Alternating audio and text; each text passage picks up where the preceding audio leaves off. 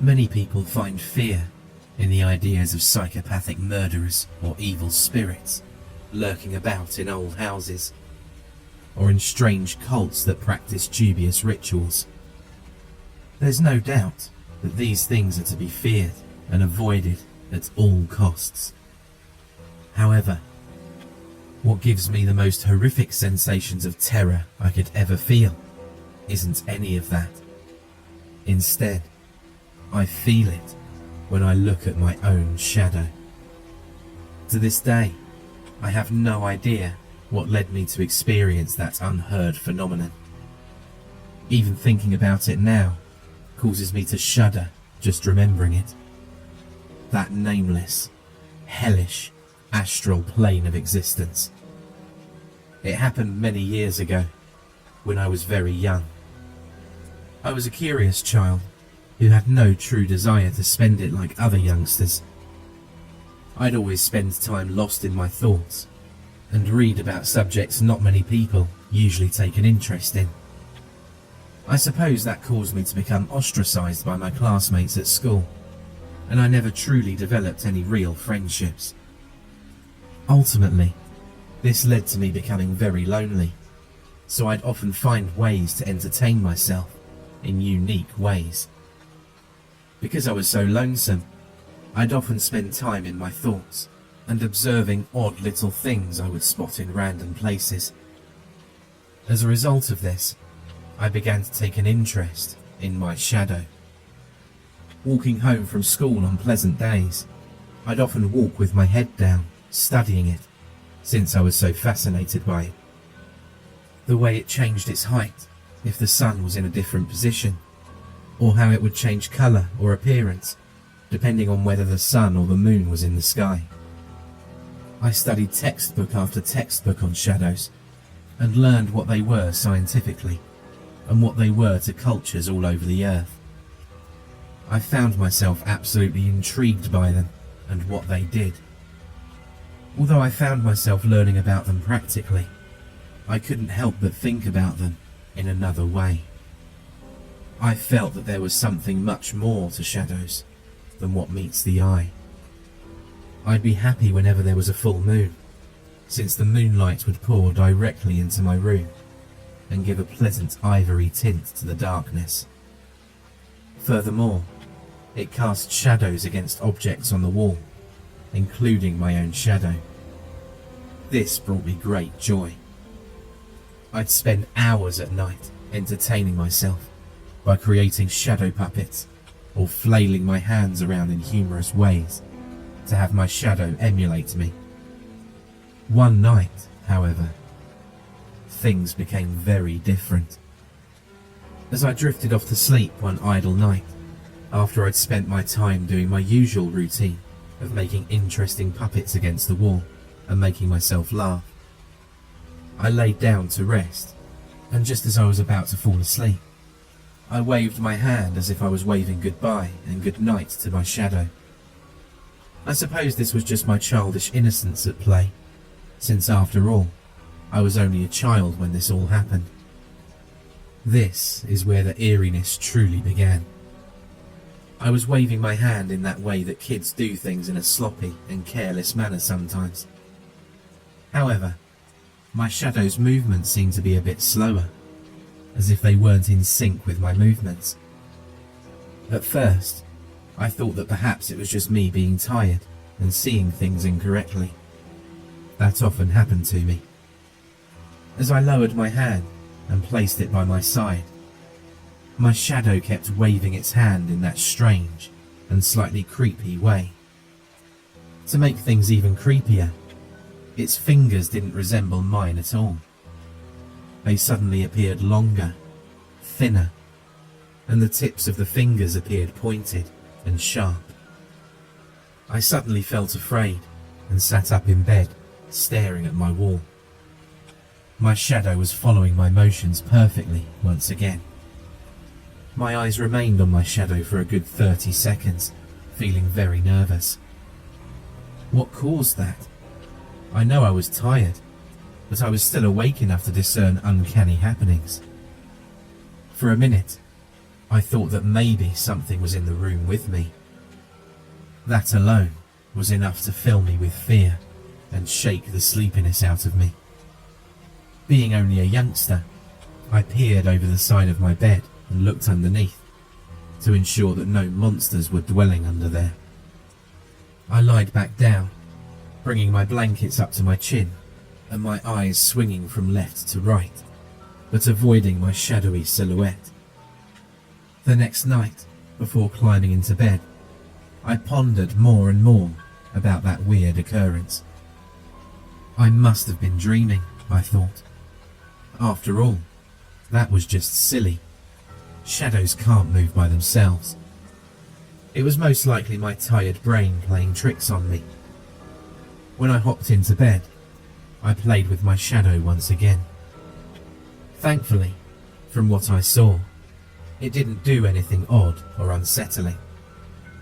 I placed my head on my pillow and fell into a sound, pleasant sleep. I felt myself stirring awake at some unusual and random hour that same night. I sat up in bed, lifted my hands to my eyes, and tiredly rubbed them. My eyes shifted over to the wall where my shadow appears, and what was there that night still haunts me to this very day, many years later. Although what I saw was indeed my shadow, it didn't reflect me sitting on my bed.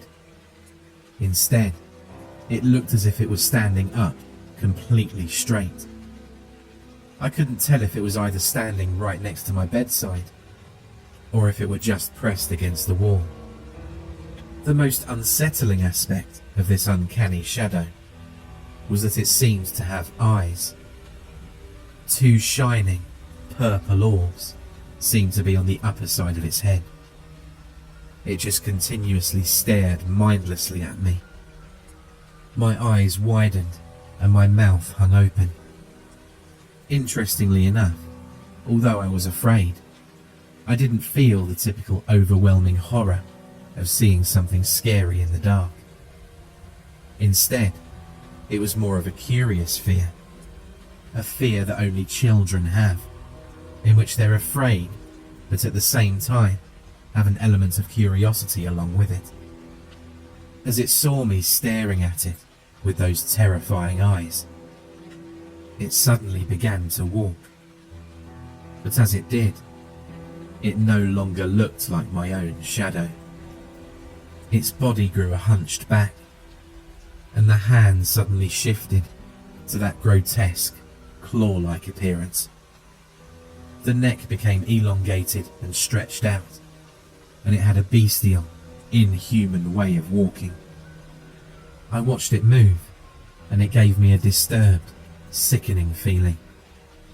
It looked like the silhouette of some deformed imp or devil creature. Its head swung around as if it were an animal scavenging for food. Then it disappeared into a more darkened and shadowless portion of the room, and it never came out.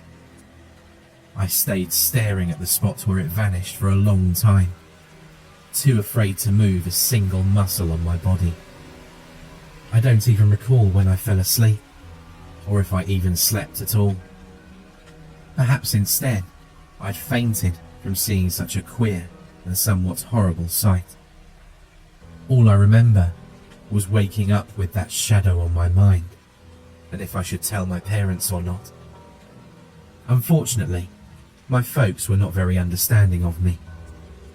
They often wondered if I was all right, since I didn't partake in the usual hobbies of children my age, like sports or music. Instead, they criticised me frequently due to my interests in topics they considered pointless or silly, and they deemed it unhealthy for me to be researching them constantly. If I'd informed them of the disturbing experience I'd just witnessed, they'd surely roll their eyes and scoff at me. They'd accuse me of reading far too much nonsense and cast it off as some sort of ridiculous thing I'd dreamt up. The next night, however, I noticed something. The phase of the full moon had passed, and I'd have to wait almost another month before it would appear again. This didn't mean the moonlight wouldn't seep into my room though. It just meant that the light would be much weaker. This is where the nightmare truly begins, and I would forever doubt my own sanity. Before these events happened, I could at least still judge the situation as being some sort of bizarre, lucid dreaming event. But now, I knew I wasn't dreaming, and the horrific images of those nights still plague me endlessly to this day. As long as the moon was shining even a little bit, the living shadow would freely crawl and walk around my room. I'd see its loathsome purple gaze as its head creaked from left to right, as if examining its surroundings. I felt my blood turn to ice as its orb stared deeply into my eyes hungrily, as if trying to peel back the layers of my mind and fill it with madness. The impish thing would sometimes crawl on the ceiling and turn its head towards me, and just keep its eyes on me for what seemed like all night. All I could do, helpless during all of this, would be just to look back and quiver beneath my quilt. Although it seemed to have some sort of form, which I saw as a grotesque, devilish, humanoid shape, it never seemed consistent. At times, it would appear like a strange little monkey, curiously lumbering about the room, and every once in a while would shoot a glance over at me. Other times, it didn't have any shape or form at all, and instead seemed like a black, shadowy liquid gruesomely slithering around, going underneath doors and under my bed. One particular disturbing memory still stands out to me. One day, I saw the dark entity pour out of the wall, and it seemed to fade into the darkened region of the room. I'd seen it do this a few times already, and dare I say, I found it quite normal at this point. But then, I saw the deplorable shadow suddenly morph into that queer incorporeal form and slip through my window. Shaken by this, I tossed off my blankets and quietly made my way over to it to see where it had gone. I peered outside, and even though it was dark, I could see the hideous shadow leaping from roof to roof of the other houses of my neighbourhood, with remarkable speed and dexterity, until its silhouette vanished into the night. This went on for weeks, right until the night when the full moon was due to appear. I had no idea of the monstrous and ghoulish voyage that was awaiting me, but if I'd known, I never would have looked upon my own shadow.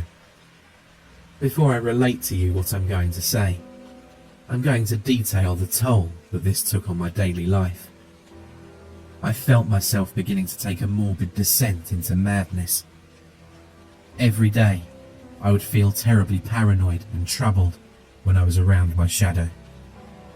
Whenever I walked to school in the morning, I'd attempt to avoid staring down to see it walking in front of me. Even shadows that belonged to inanimate objects gave me shivers. In the classroom, I could hardly focus on my schoolwork or the lectures. I often felt myself nervously glancing out the windows to see if the sun had reached the centre of the sky and was beginning to cast shadows over buildings and trees. I frequently envisioned horrendously grotesque shadows beginning to envelop the walls and floors. One particular day, I was seeing those shadows far worse than before. Eventually, I imagined them stepping out of their natural habitat and began moving about the classroom on all fours, as if studying the objects in the classroom with some sort of abnormal curiosity. They, too, had those wretched glowing purple eyes, much like the shadow that haunted my room. I did my best to conceal my nightmarish hallucinations from my family and my peers. It was as if I became a prisoner to these damned shadows. I couldn't take it. It was becoming overwhelming. I struggled to find any way to put my mind at rest. I even saw these same evil shadows in my dreams. What I've said so far, however, was just a preface to the real horror and terror that would happen to me a month later during this whole ghastly ordeal. The full moon phase returned once again. I nervously glanced over to the wall to see that matterless, ghoulish acquaintance that I'd come to accept in my life. Amazingly, my shadow was absolutely normal once again. I waved my hand a few times and stood up to ensure that I was not, in an ironic twist, just imagining it. But no, it had finally returned to its appropriate state. It looked like me again. I was speechless. It was like I'd woken up from a horrible, endless night terror, and I was greeted by a pleasant sunny day. I had a refreshing breeze kissing my face, with everything as it should be. I climbed out of my bed and slowly approached the wall with my arm outstretched. The return of my old shadow felt like a beloved friend. For reasons I really can't describe, perhaps I was just intoxicated with happiness, I began to press the tips of my fingers against the wall, amusing myself with the thing following my every action. The sweet freedom of controlling my own shadow had returned. Just as I was doing this, my shadow suddenly developed those wicked, purple orbs that served as its eyes, and it transformed into that grotesque and unnerving devilish form once again. I cried out in fear and backed away from it, but to my horror, the upper half of its body suddenly popped out of the wall, and its long, gaunt arms wrapped around my body. I grew mad with fright and began trying to wrestle my way out of the monster's grip, but it was incredibly strong. I tried to scream, but my voice came out weak, as shortened gasps. I was too afraid. I opened my eyes and stared at the blasphemous thing's eyes, and immediately began to feel faint. It was so horrific and demonic to gaze into them, I wouldn't even dare put it into words. The last thing I felt was the shadow pulling me into the darkness. I felt myself sinking, as if drowning in some sort of otherworldly ghost pool, just going deeper and deeper until everything went black. When we fall asleep in an unknown area, we're often taken by surprise when we first wake up. We often expect to wake up in our rooms or homes, but we see surroundings we've never seen. Unfortunately, this wasn't the case at all for me. Before I opened my eyes, I could tell that something was very wrong. It didn't feel like I was lying on my mattress, or anything for that matter. I felt my legs dangling in the air, as if I was some sort of marionette on strings. When I opened my eyes, I cried out in horror. My head swung from left to right quickly, trying to gather where I was. I didn't see my room or my house. I didn't see anything familiar at all. Instead, I saw a sort of night sky.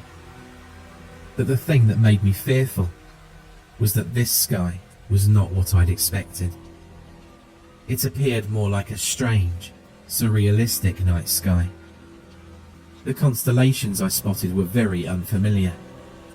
The stars shined furiously and were much brighter than the stars that I know of. Even though I said it looked like a nighttime sky, it had more of an odd purple and blue hue to it. I saw shooting stars pass by a few times, and bizarre, distant planets that I've never seen before. For a moment, it felt like I was floating on water, or at least that's the impression I obtained. When I looked down, I shrieked in both astonishment and dread. I was hovering in mid-air. What was going on here? Where am I? Was this just some sort of bizarre dream? I felt myself breathing heavily, nauseous and thunderstruck with fear. I wanted to wake up. I wanted to go back home. I tried to move, but instead, all I could do was glide. I felt as if I had no choice, so I did so. There were weird rock formations floating around, slowly, and like the way clouds move by. They appeared like stalactites, with platform-like tops just scattered about. The rocks had strange colours, dark blues and with tinges of green. I hovered over to one of them and stepped on it, and I observed my unusual and nerve-wracking surroundings. I felt as though I'd been taken to some strange and unreachable part of the universe. But how is that possible? I didn't know if I was actually able to breathe, but I felt fine. I wasn't too well read in astronomy, so I couldn't tell if the formations and shapes of the stars were alien to the ones that I knew. I ran to the edge of the rock formation and leapt, beginning to hover again. I felt like a fish, swimming in a cosmic sea of lost star constellations and chaotic dimensions. Just then, I heard an ominous and strange sort of chattering coming from below me. It sounded like a multitude of insects and snakes scurrying noisily in a large pit. I peered down nervously and saw a swarm of detestable shadows emerging from an unknown region from deep space with remarkable speed. Before I could fly away to a safer spot, the black and transparent beings wrapped themselves around me.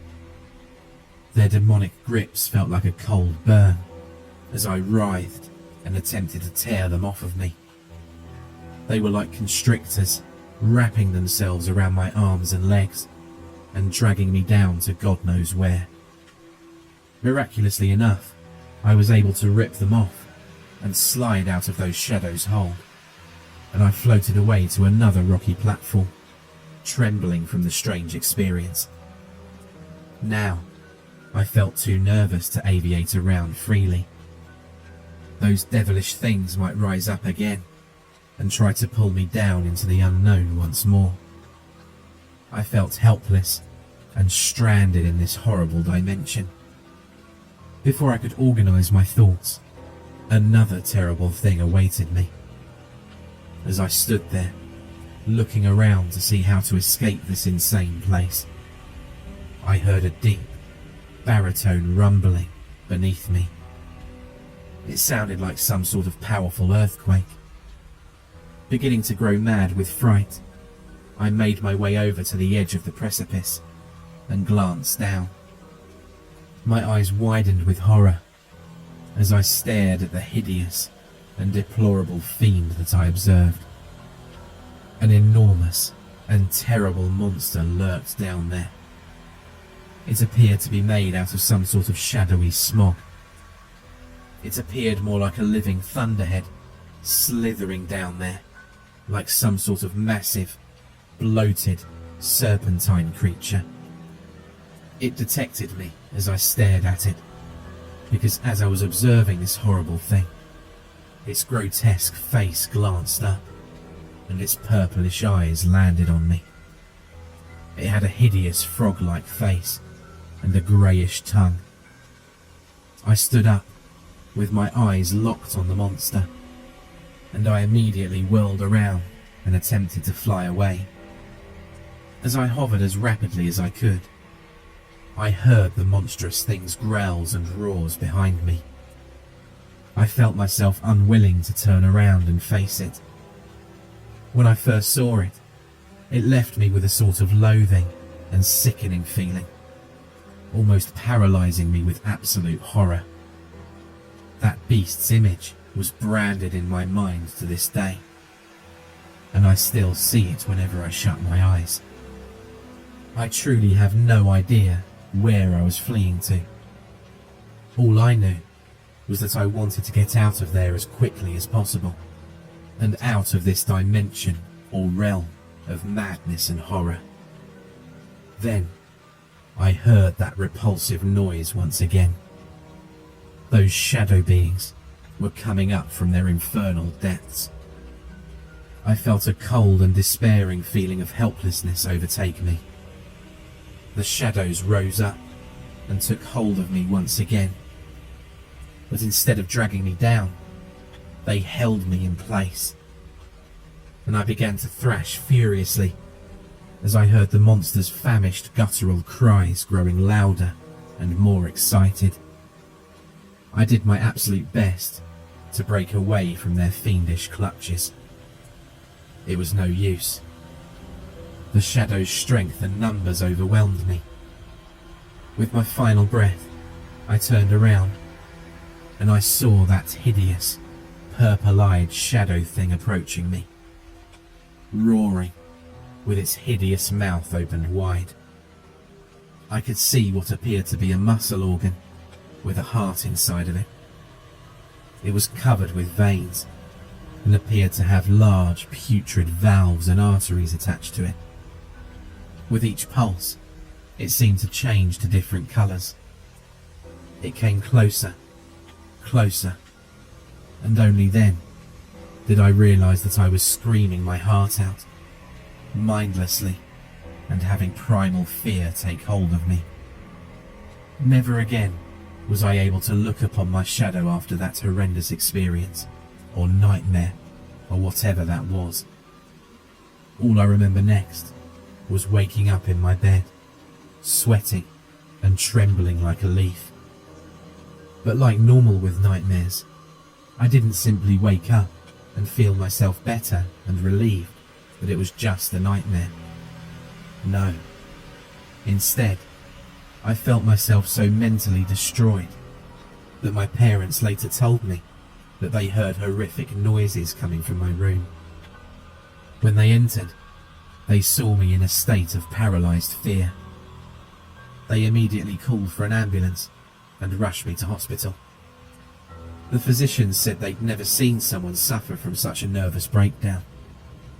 Many times, they inquired as to what led me to have it, but they never got a true response from me. I knew that after treating me, they'd immediately ship me off to an insane asylum for what I'd described. Many years later, I still haven't recovered at all from that evil scenario. Now, I can hardly even look at dark areas without feeling a wretched loathing of it. And I sit alone for several hours with every single light switched on to prevent any sort of shadows from appearing too vividly. Every once in a while, as I lay in my bed at night in complete darkness to prevent any sort of shadow from taking form, I believe I see two hideous purple orbs watching me, waiting for me to approach them. I know that soon, the shadow people will climb out of the evil darkness and pull me back into their lair, their horrible realm of shadows.